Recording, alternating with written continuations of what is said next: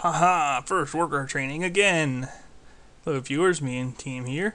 Welcome to another Starcraft 2 match. I will be the orange Protoss, and this is another 3-on-3 matchup. My allies will be Jabba the Butt. That's great there. Good job. Jackal. Opponents will be Shadow, Anubis, and Scott. And man, that's really emphasizing the Scott there. Yes, he's yelling at us. He wants the world to know. Maybe it's like Scott Pilgrim or something. I don't know. Anyway, another cutting probes fest for 2-gate. I want to say proxy 2-gate, but this is anything but a proxy. Oh well. It's pretty effective in 3-on-3 play just because it can be combined with units from other allies to catch the enemies out of position. In fact, 3-on-3 games frequently end up like this, so, I mean, whatever. I've resigned to it. And just want to get used to the basic macro mechanics, like remembering the chrono boost and how, like, eventually warp gates work, because, some of these games where I 3-on-3 rush, I do eventually have to tech up. And, so I'm getting used to basic Protoss macro mechanics by playing 3-on-3. That way I at least have some semblance of hope of winning a couple games with it in 1-on-1 rather than just going into 1800 Dyden level play, or well, I'm 1700, but I'll get matched against people in the 18 sometimes, and playing an off race really not knowing what I'm doing at all. So yeah, basically we're just announcing that we got scouted. It's not really anything shocking or surprising or anything like that though. So off we go. I'm debating whether I should go with the 3 Zealots ASAP or bringing in 5. I think in single player, the 3 Zealots ASAP might be the best bet. Especially, well, against some races. I think against Zerg Fast Expand, maybe I should wait for the 5, because I can get there around like 4:30, and that's pretty nasty if Zerg go Fast Expand. But against other things, might want to get 3 there, because that should arrive before they can get a Stalker out, for example. And turn it into a bit of a micro war. And then just have reinforcing zealots and, kill the probes. Easy stuff. Yeah, here I'm just hammering down the spine crawlers so they can't finish any of them. Scott's, or Scotty Too Hottie, or, Scott Pilgrim, whatever, sending zealots to help out. But I finally get some help from Jabba the Butt as well. So, while outnumbered, I'm doing what I can. Shoot him, shoot him! And I'm like, no, micro away! Yep, and they're all just gonna train following me and get shot to death. So that's good. And I got another Zealots coming down here to help out with the Lings. This time there's a Marine turns to be saved. Look at that pro-elite APM micro skills. That's with the Z, viewers, with the Z. And yeah, see, this is an example of splitting up the Zealots. One hitting the spine crawler, one chasing the Queen.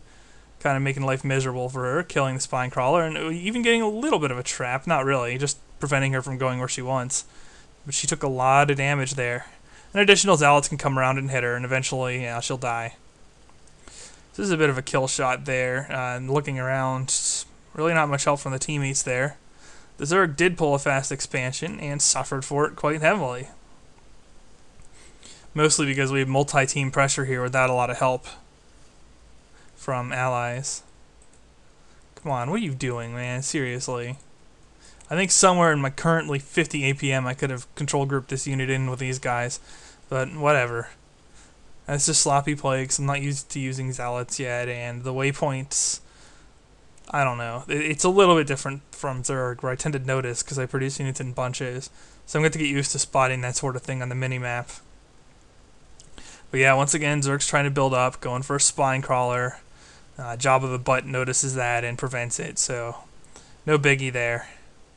Just slice and dice the Zerg up. Can't even complete a spawning pull again. Very nice. And yeah, the other thing I like about Zealots is they're kind of beefy, so they tend to remain intact a lot for these types of excursions in 3-on-3. And I just have more and more coming. And I've actually had to add pylons. At first you only make the one pylon, but over time you can add additional pylons or construct additional pylons. just to be able to field more zealots. Anyway, poking up here, I see a lot of zealots and photon cannons, so really not so good to try to push in there. That would probably be suicide. So we're just going to look at the other side, and as you can see, they're in turtle factory mode, and they're so turtled up that I actually have more supply, because it's like, oh, cannons. So I'm going to lose a zealot, but what can you do? So that just confirms that those two are turtled, and that really lowers the amount of threat they can offer. So at this point, I actually start going into probe production. Come on, chrono boost out, chrono boost out. Oh yeah, well they pinged there, so I decided to head there. This is a miscue on my part. Well, it would be hard to get through that many zealots, though. So I decided just to pull back. And also, I just want to work on Protoss a little bit. So yeah, teammate says he's going tanks. Excellent for me. And I am not going to expand, because I want to get a feel for the mechanics. Maybe eventually I would, but you know, I'm so low on probes. You know, expanding at 12, not so good. Not really feeling expanding at 12 there. So teammates set up shop in the middle, and I like this. Although I'd be afraid of void rays, so I'd not want to rely too much on the middle choke. But that's nice. Also, you need something to spot this, or they can just run up on the bunker without actually being detected. So that's no good. Yep, chrono boost, more probes, set up some gas, finally getting a cybernetics core. I'm obviously going to get charge on my zealots. Meant to build a forge there, but built a gateway. Wanted to get plus weapons attacks. And teammates are just bunching up a bunch of bile ball in the middle, which gets its job done. It's not too easy for two guys to break through that, especially since we completely hosed the Zerg, and he's still dead weight for his team. I like the APM spam by that there in Anubis. That's great. That's gonna help you out a lot there. Awesome. And maybe we should get away from the APM. Oh man, production tab is quite noisy. How about income? Yeah, as you can see, we're way ahead of those guys, especially my teammates. And unlike with Zerg, I will not deliberately undersaturate with probes because, well, Protoss has more mineral requirements for its units than does Zerg.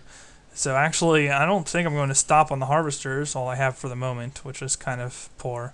But in future games, I won't be stopping on the harvesters at 23. I'll actually be getting closer to, like, maybe 25, 27, something like that. And, oh, this is just disgusting. They attacked my teammates in the middle and just screwed themselves in doing so. Yeah, that might work against other players, but not against Terrans, just because Terrans, you can generally blow a scan and take out any Dark Templar play. So my teammates don't even really need me any longer. And they're just taking care of business on their own. Oh, there we go. I did get up to 26 workers. So that's pretty close to full saturation now. I mean, you have more than 2 per mineral patch. Or, yeah. Yeah, so not a lot of downtime. That's, yeah, maybe you can get a little bit more by adding some probes, but not too cost effective. That's about good. Yeah, 27. I like it. Anyway, getting Zealot charge, chrono boosting out weapons, working on warp gates. So finally going to have some semblance of a decent army, I guess, while it doesn't matter any longer. So yeah, while my teammates are off doing their thing, I'm just playing around with the macro mechanics. I'm spending my resources pretty well, so that's good, and not falling too far behind on that. Not getting too much trouble in terms of using the gateways or anything like that. So there you go. And for this game, since I'm so zealot heavy already, I'm just going to use zealots and sentries. Once again, really doesn't matter.